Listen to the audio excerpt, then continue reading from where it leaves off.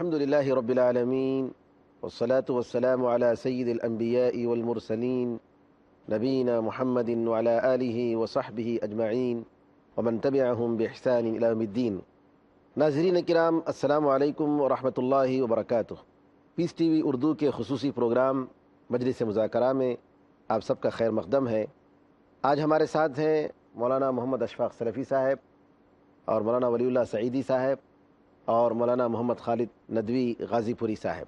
میں علماء اکرام کا استقبال کرتا ہوں اور آپ تمام کا خیر مقدم کرتا ہوں، اور اللہ تعالیٰ سے دعا گو ہوں کہ ہماری ان نشستوں کو مبارک بنائے، مفید بنائے، قیامت کے دن ہمارے اور آپ کے لیے حجت بنائے، ہمارے خلاف حجت نہ بنائے۔ ناظرین کرام، اسلام میں انسانی حقوق، اس تعلق سے گزشتہ نشستوں میں بہت ساری باتیں آئی ہیں اور آج بھی اسی تعلق سے باتیں ہوں گی۔ اسلام نے انسان کی حفاظت کے لیے 5 چیزوں کی حفاظت کو ضروری قرار دیا ہے۔ ایک جان کی حفاظت، ایک عزت کی حفاظت، ایک دین کی حفاظت، ایک مال کی حفاظت، اور اسی طریقے سے عقل کی حفاظت۔ جان کی حفاظت کے لیے اللہ تعالیٰ نے قصاص کے حکم کو مشروع قرار دیا، اور عزت کی حفاظت کے لیے اللہ تعالیٰ نے حد قذف اور حد زنا وغیرہ جو بھی ہیں ان کو مشروع قرار دیا، اور اسی طریقے سے دین کی حفاظت کے لیے اللہ تعالیٰ نے اس کے مناسب احکامات جاری کیے ہیں۔ میں مولانا محمد اشفاق سلفی صاحب سے گزارش کروں گا کہ دین جو کہ ہر انسان کے لیے ایک بہت ضروری چیز ہے، اسلام نے دین کی حفاظت کے لیے جو اقدامات اٹھائے ہیں اور انسان کی حقوق میں سے اس کو شمار کیا ہے، اس سلسلے میں آپ ناظرین کرام کو بتائیں کہ اسلام دین کی حفاظت کے لیے کتنا احتیاط کرتا ہے۔ پوری اسلامی تعلیمات انہی 5 بنیادی ضرورتوں کے تحفظ کے گرد گھومتی ہے جن کا آپ نے ذکر فرمایا۔ جی، اس میں سر فہرست پہلی چیز تو دین کی حفاظت ہے، کیونکہ اگر انسان کے دین کی حفاظت ہو گئی تو اپنی جان کے ساتھ دوسرے کی جان کی بھی حفاظت کرے گا، اپنے مال کے تحفظ کے ساتھ دوسرے کے مال کا بھی لحاظ رکھے گا۔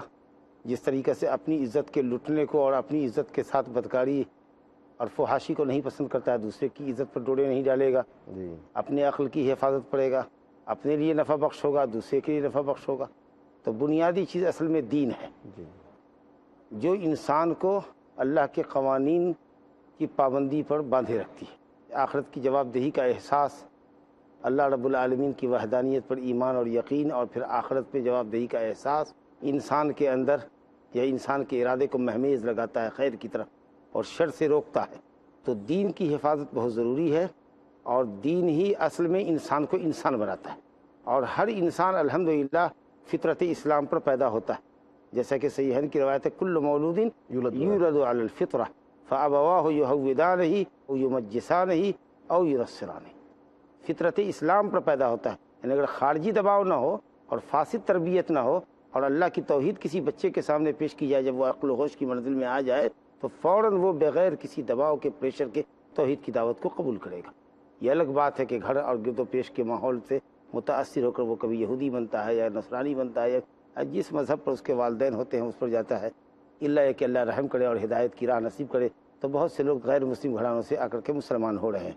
تو یہ دین جو دنیا اور آخرت دونوں کی سعادتوں کے مجموعے کا نام ہے، وہ دین اللہ کا دین، ان الدین عند اللہ الاسلام، جو مذہب اسلام ہے۔ اور یہاں ایک کنسیپٹ لوگوں کے اندر غلط ہے کہ اسلام صرف اس دین کا نام ہے جو محمد صلی اللہ علیہ وسلم لے کر آئے۔ اس بنیاد پر بہت سارے لوگ یہ سمجھتے ہیں کہ اسلام تو ایک نیا دین ہے، اس سے پہلے یہودیت تھی، اس سے پہلے کفر و شرک تھا، بت پرستی کی ہزاروں کروڑوں سال کی تاریخ ہے۔ حقیقت یہ ہے کہ سب سے پہلا دین جو اللہ رب العالمین کا دھرتی پر آیا ہے، حضرت آدم علیہ السلام کے ذریعے، جو پہلے انسان اور پہلے نبی تھے، ان کا دین بھی اسلام تھا۔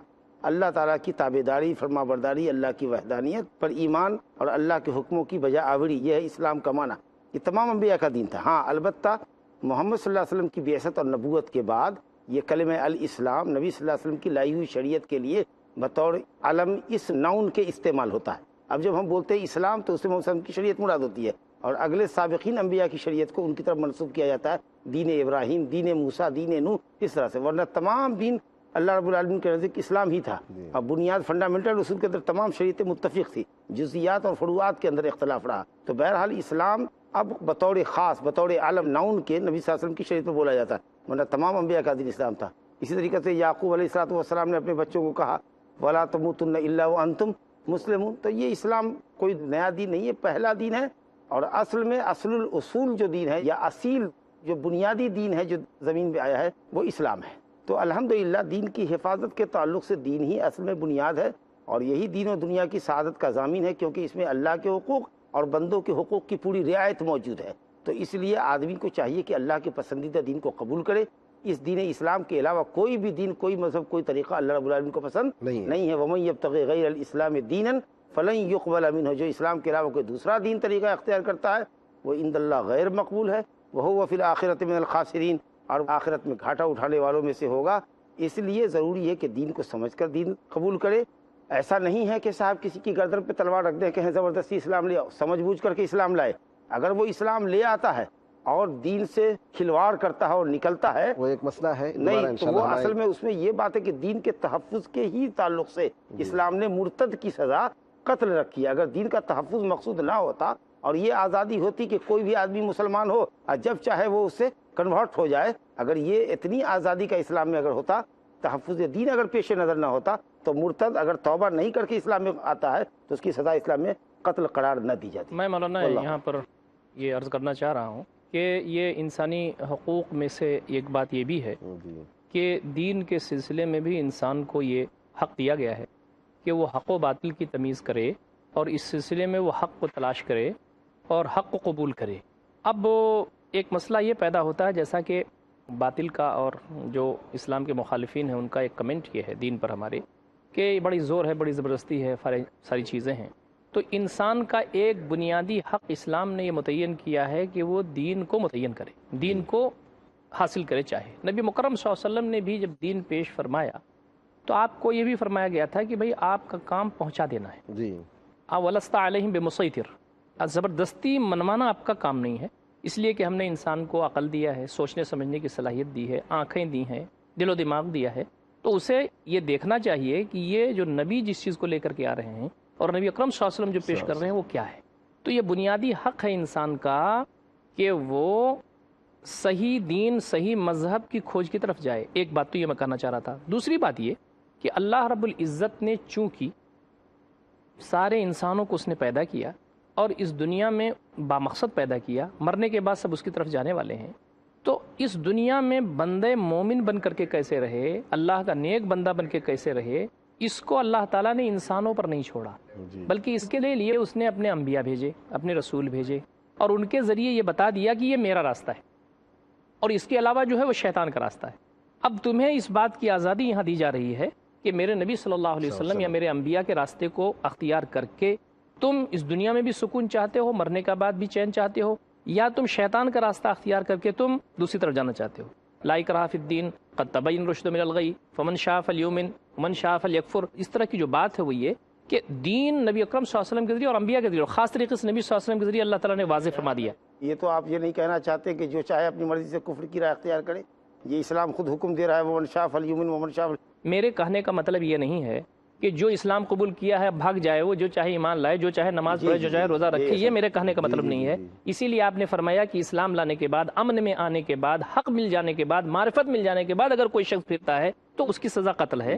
وہ الگ موضوع ہے. میں صرف یہاں یہ بتانا چاہ رہا تھا کہ اللہ رب العزت نے اسی لیے انسان کا احتساب اور جائزہ رکھا ہے کہ تم کو سب کچھ دینے کے بعد، اور اپنے انبیاء کے ذریعے اس چیز کو بھیجا ہے اس نے، چونکہ یہ ایک اہم ضرورت تھی انسان کی کہ اس کو یہ حق ملے کہ وہ اپنے رب کی طرف یکسو ہو سکے، اللہ تعالیٰ کی تعلیمات کی طرف آ سکے. تو اللہ تعالیٰ نے اپنی تعلیمات دے کر کے بھی یہ بتا دیا کہ دیکھو یہ میرا راستہ ہے، اس پر چلو گے تو یہ ملے گا، اور ادھر جاؤ گے تو تمہیں کبھی بھی امن و چین نہیں مل سکتا. تو نبی اکرم صلی اللہ علیہ وسلم کے ذریعے یہ دین مکمل ہو گیا. اب انسان جب اس دین کی طرف جو آ چکے وہ اس کے رحمت سے فیضیاب ہو رہے ہیں، جو نہیں آ رہے ہیں ان کے لیے دین کھلا ہوا ہے کہ جناب اللہ تعالیٰ کی رحمتیں اور برکتیں چاہتے ہو تو اس طرف آؤ، اس دین کی طرف آؤ. اور جب انسان یہاں آتا ہے تو اس کو اطمینان قلبی ملتا ہے، سارے اس کے مسائل حل ہوتے ہیں.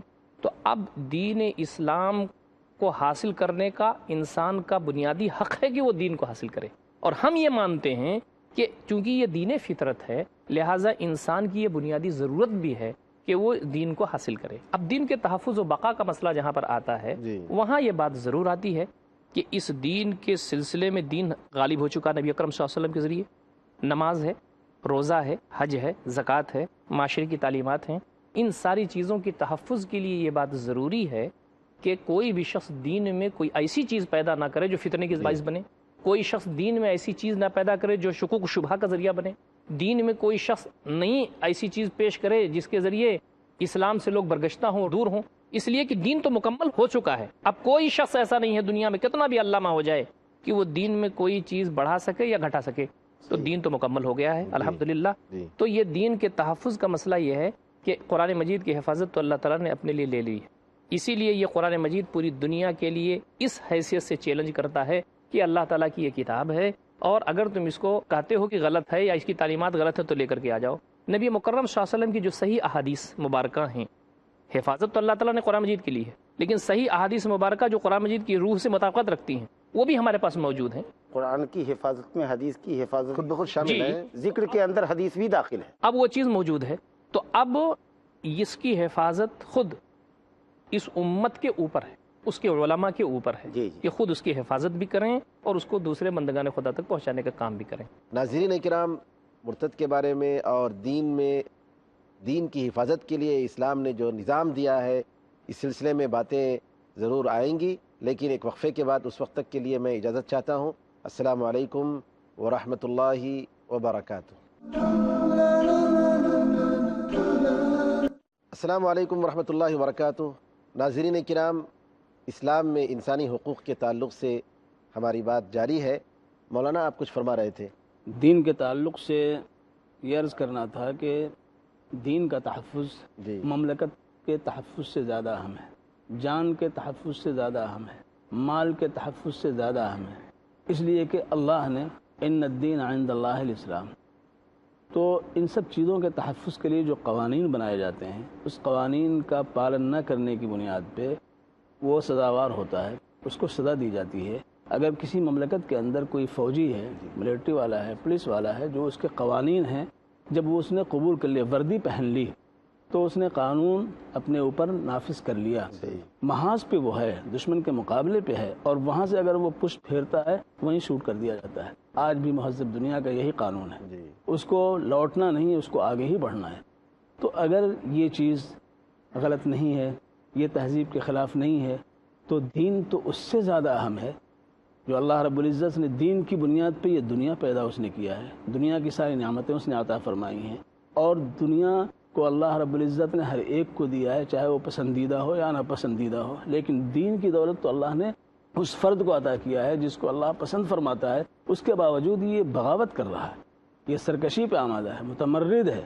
لہذا جو سزا اسلام نے مقرر کی ہے ایسے فرد کے لیے وہ بالکل عقل کے مطابق. حدیث بھی ہے جو مولانا نے فرمائی، وہ مسلم شریف میں روایت بھی ہے، ان اللہ یرضی لکم ثلاثا ویکرہ لکم ثلاثا، یرضی لکم ان تعبدوہ ولا تشرکوا بہ شیئا. اللہ تعالیٰ تین چیزیں، وان تعتصموا بحبل اللہ جميعا ولا تفرقوا وان تناصحوا من واللہ اللہ امرکم.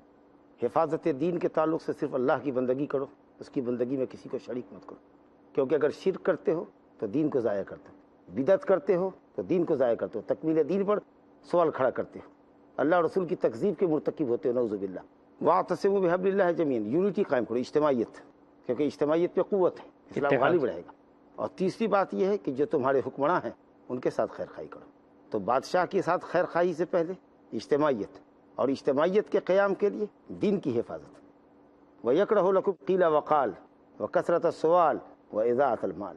قیل و قال کرنا، کثرت سوال کرنا، مال برباد کرنا، اتنی چیزوں کو اللہ ناپسند کرتا ہے. تو اس حدیث سے بھی یہ بات واضح ہوئی کہ بنیادی طور پر دین کی حفاظت تمام طرح کی حفاظت سے مقدم ہے. اس میں صرف ایک منٹ کی بات میں یہ کہنا چاہتا ہوں کہ یہ انسان کا بنیادی حق ہے، اللہ تعالیٰ نے دیا ہے کہ وہ صحیح دین کو قبول کرے، یہ حق ہے. جی جی، مطلب یہ کہ انسان کو اللہ تعالیٰ نے عقل دی ہے کہ وہ سوچے سمجھے صحیح راستے کا انتخاب کرے. ہم یہ چاہتے ہیں کہ انسان کو اوپن ماحول ملنا چاہیے، وہ دیکھے اسلام کیا ہے، غیر اسلام کیا ہے، اور اگر اس کے دل میں یہ بات بیٹھتی ہے کہ اسلام دین فطرت ہے، دین حنیف ہے اور دین ہدایت ہے، تو اس کو قبول کرنے کا اسے انسان ہونے کی حیثیت سے حق حاصل ہے. آج ہندوستان کے اندر بھی کچھ ایسے عناصر موجود ہیں جو اسلام چونکہ دین فطرت ہے اور اللہ کے فضل سے اس کی طرف لوگ آ رہے ہیں، لیکن بندگان خدا کو لوگ روک رہے ہیں. کہیں قاعدہ بنا کے روکا جا رہا ہے، کہیں ظلم کر کے روکا جا رہا ہے، کہیں مار پیٹ کر کے روکا جا رہا ہے، طرح طرح کی اذیتیں دی جا رہی ہیں، یہ انسانی حقوق کے اس کی کرامت کے خلاف ہے۔ اگر کوئی شخص سمجھتا ہے کہ اسلام بہتر مذہب ہے اور اس کو قبول کرنے کا، حالانکہ اسلام کسی خاص قوم کا مذہب نہیں ہے، یہ تو سارے انسانوں کے لیے آیا ہوا ہے، نبی اکرم صلی اللہ علیہ وسلم سارے انسانوں کے لیے آئے ہوئے ہیں۔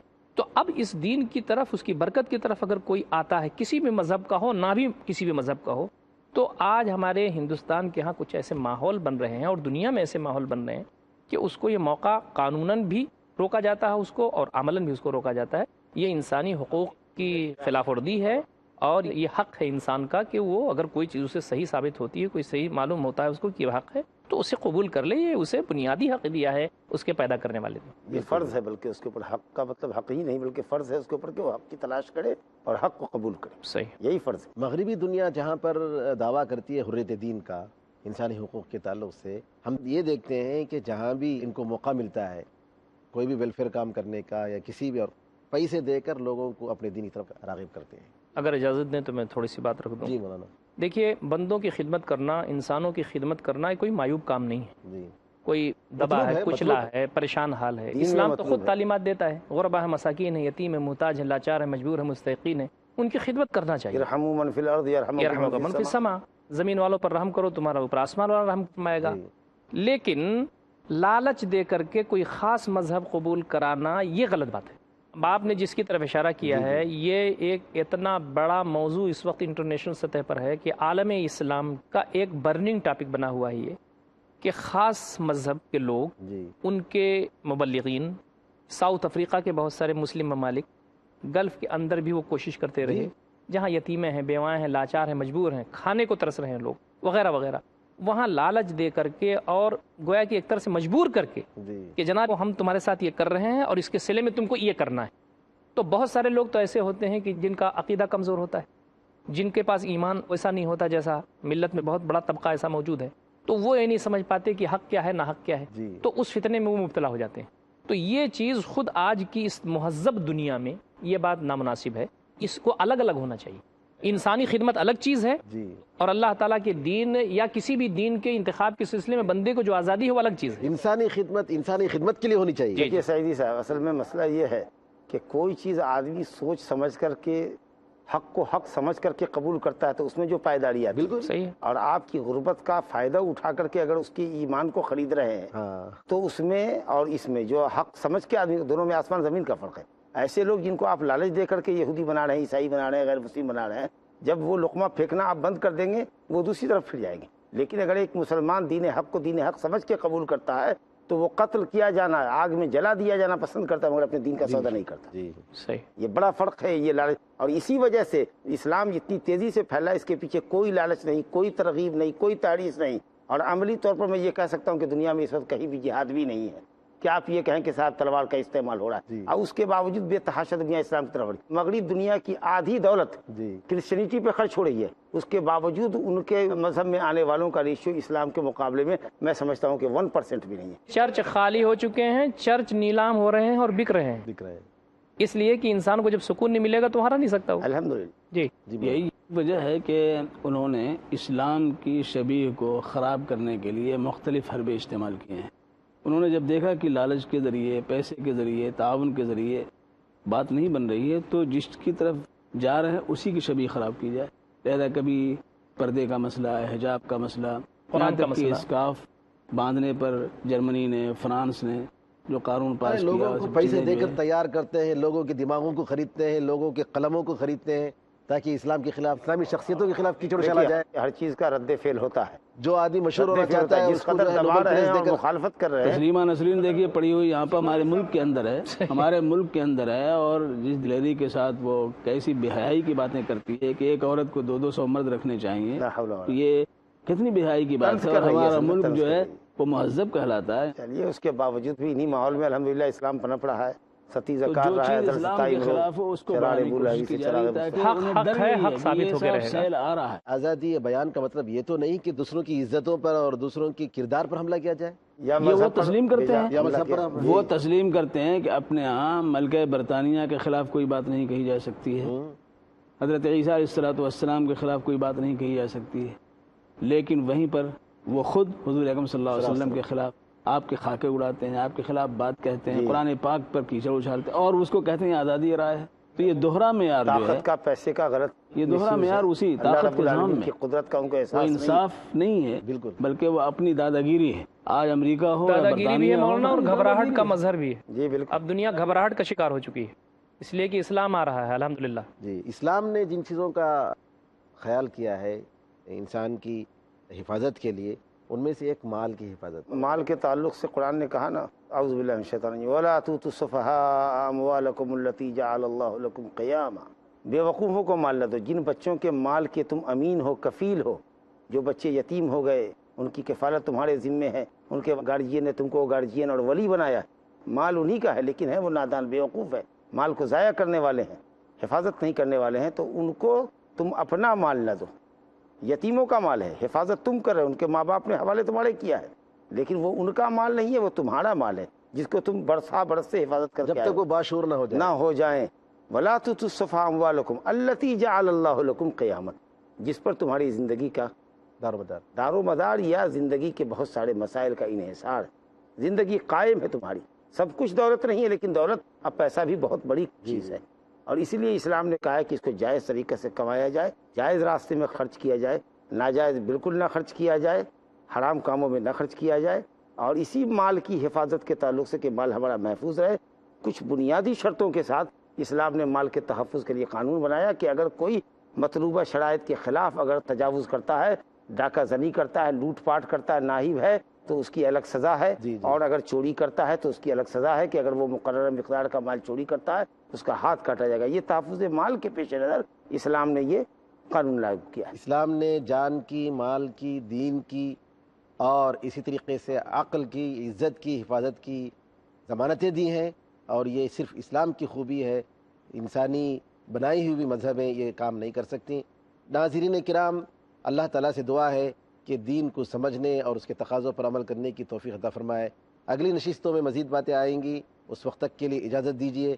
السلام علیکم ورحمۃ اللہ وبرکاتہ۔